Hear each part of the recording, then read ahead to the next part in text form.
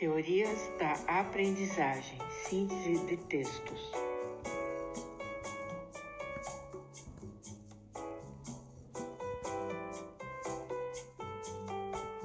Piaget, conceitos fundamentais da epistemologia genética. A teoria piagetiana preocupa-se em compreender a gênese, origem e a evolução do conhecimento humano e, diante desse objetivo, procura identificar quais são os mecanismos utilizados pela criança para conhecer o mundo. Quais as categorias elencou para compreender o processo de desenvolvimento humano? G. Considerou a equilibração como uma categoria fundamental. Para o autor, todo organismo vivo precisa viver em equilíbrio com o meio ambiente. Caso contrário, não sobrevive. Este ambiente possibilita situações novas, desafiadoras e conflitantes ao indivíduo, causando-lhe desequilíbrios que são necessários para o avanço de seu desenvolvimento.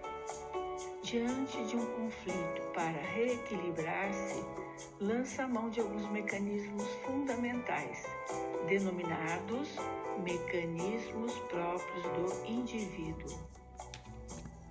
Para ocorrer a equilibração, quais mecanismos próprios do indivíduo são acionados? Dentre esses mecanismos, encontra-se a assimilação, que se manifesta quando o organismo, sem se alterar, procura significado a partir de experiências anteriores para compreender um novo conflito. O segundo mecanismo natural do indivíduo é o da acomodação, no qual o organismo tenta restabelecer o equilíbrio com o meio, através de sua transformação do próprio organismo. Os processos de assimilação e acomodação, embora diferentes, ocorrem simultaneamente. Exemplo: uma criança pega uma pequena bola de couro de cor preta com aproximadamente 50 gramas. Essa criança mobiliza o recurso de assimilação, pois já utilizou anteriormente esse esquema de pegar outros objetos redondos, leves e com determinada cor. Ao atribuir à bola o significado de um objeto que se pode pegar com as mãos, que tem peso, forma e cor, a criança simultaneamente mobiliza o recurso de acomodação. Isso porque precisa desenvolver um novo esquema específico para aquele novo objeto, considerando seus esquemas anteriores.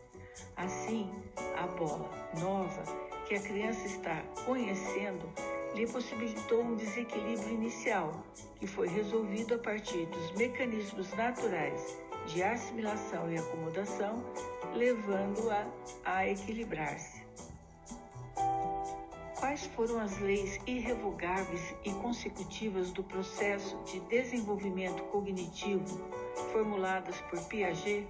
Piaget, 1998, estuda o desenvolvimento da lógica infantil e elabora as leis do desenvolvimento da inteligência, identificando uma hierarquia lógica composta de 3 leis irrevogáveis e consecutivas do processo de desenvolvimento cognitivo: conservação da matéria, conservação do peso, conservação do volume.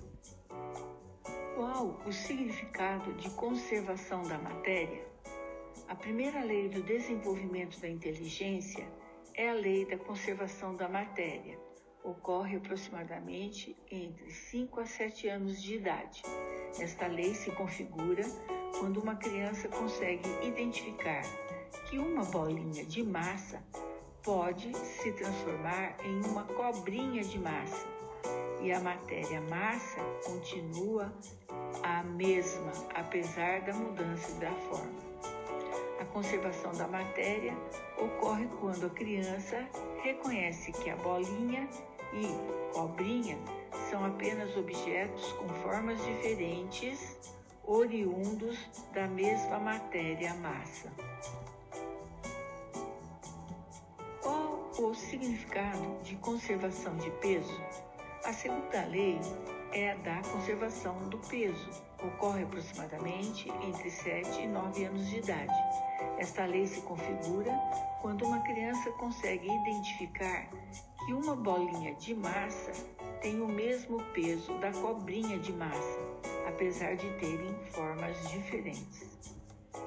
Qual o significado de conservação de volume? A terceira lei é a lei da conservação de volume. Ocorre aproximadamente entre 9 e 11 anos de idade. Esta lei se configura quando uma criança consegue identificar que a bolinha de massa tem o mesmo volume da cobrinha de massa, compreendendo as diferentes formas que pode assumir uma mesma matéria, massa. Quais os dois aspectos de desenvolvimento cognitivo descritos por Piaget?